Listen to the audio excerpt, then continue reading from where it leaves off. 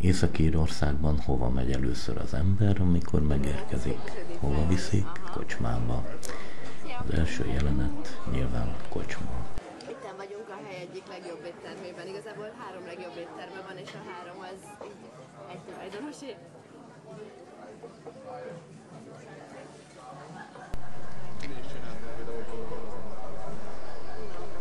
És hol vannak a legjobb kocsmák? Nyilvánvalóan a kikötőben.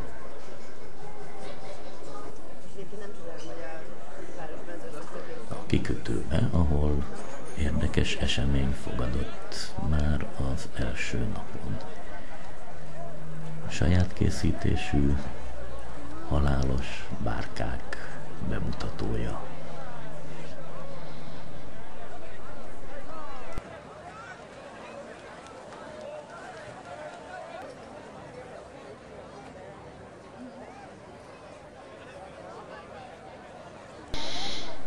Ez az esemény nem csak Portrast, hanem a környéket is megmozgatta, az egész északi partot.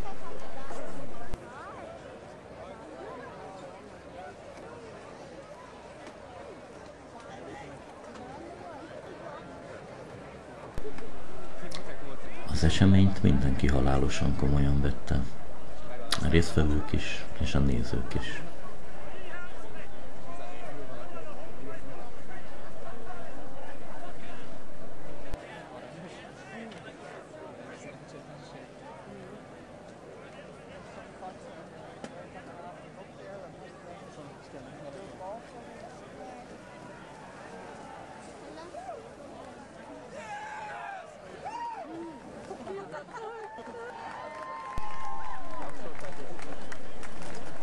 Még a rendőrség is beszállt.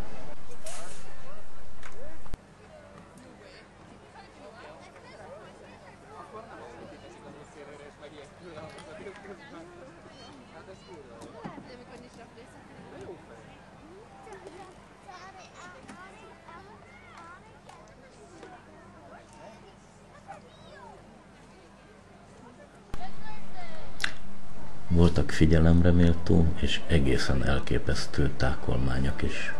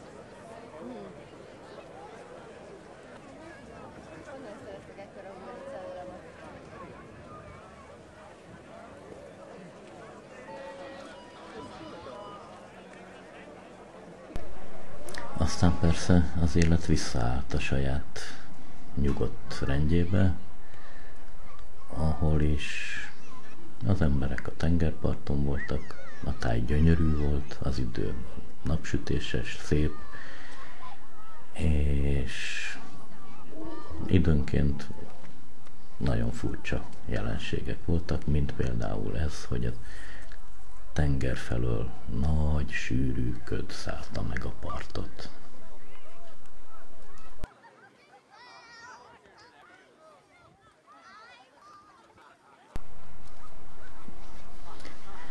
A jéghideg vízben gyerekek fürödtek,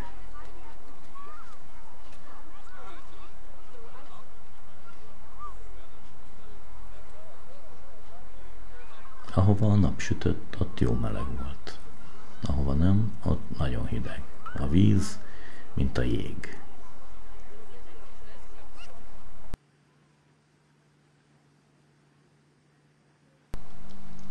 Portras egy észak felé benyúló félsziget, a keleti strandjáról így néz ki.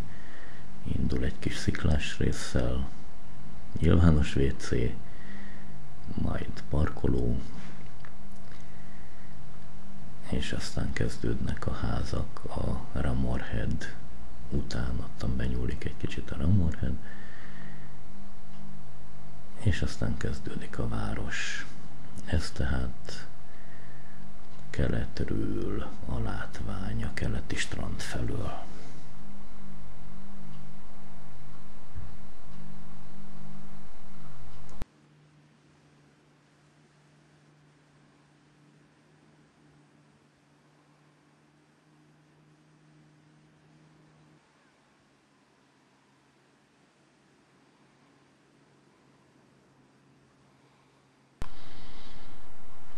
Ebben az időben a kedvenc madaram a csér volt. Elképesztően nehéz lefotózni, de nagyon szeretem nézni, ahogy vadászik.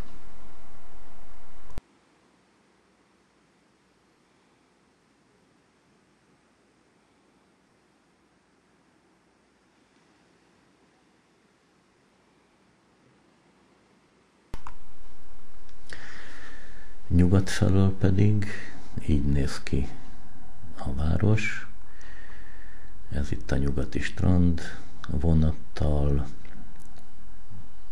vidámparkkal, hullámvasúttal, városházával.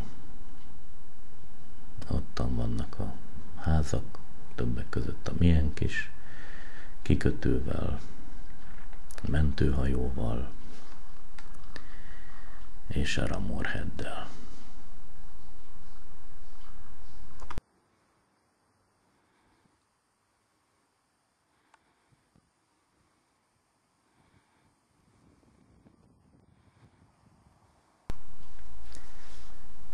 Ugyanez az út a házunk felől, így néz ki, a tiéképpen Port Stuart felé tekernek esőben. Nem volt ritka az eső.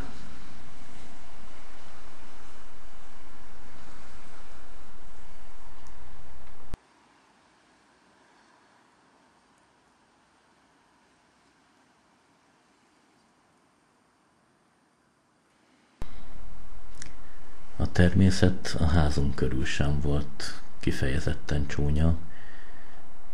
Erre a kis pintyre napok óta vadásztam, hogy sikerüljön valami felvételt készítenem róla. Tele voltunk madarakkal, főként sirályok, aztán szezonálisan mindenféle egyebek, például seregélyek.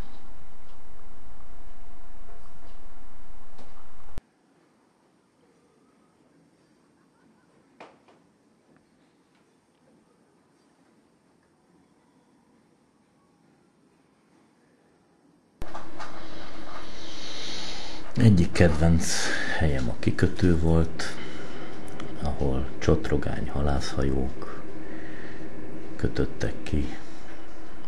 Volt ott barátunk, akiktől halat vásároltunk.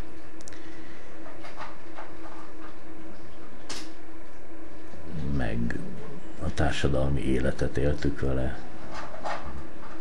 A végén még vendéget is hozott nekem. Ott a hűtőkamion, amiben a kifogott zsákmányt elviszik, és hát életveszélyes az egész, ez hihetetlen. A halászhajók egyébként nem halra mennek rá, hanem kagylót halásznak, a Saint-Jacques kagylót. Elképesztő mennyiséget fognak belőle, és egy kevés halat is. Ezt a kevés halat, ezt általában mi szoktuk megvenni. Aztán ilyesmi készül belőle.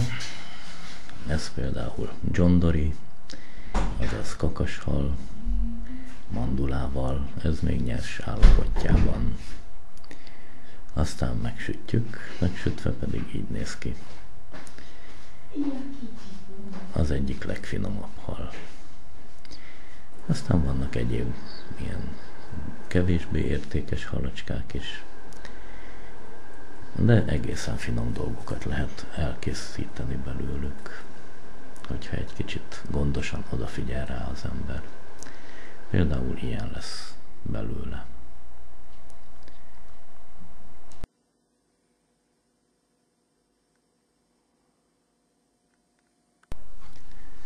Voltak persze halkülönlegességek is, mint például a rája, aminek az elkészítési módja egészen különleges. 3 napig szárítani kell a levegőn, mert olyan nyálkás, hogy csurog róla. Majd a 3 nap leteltével addig kell főzni, amíg a ammónia szaga el nem megy. Ez az ammónia, ez a dög szagnak a enyhített kifejezése. Darazsak és legyek lakmároztak róla velünk együtt. Egyébként nagyon-nagyon finom kaja.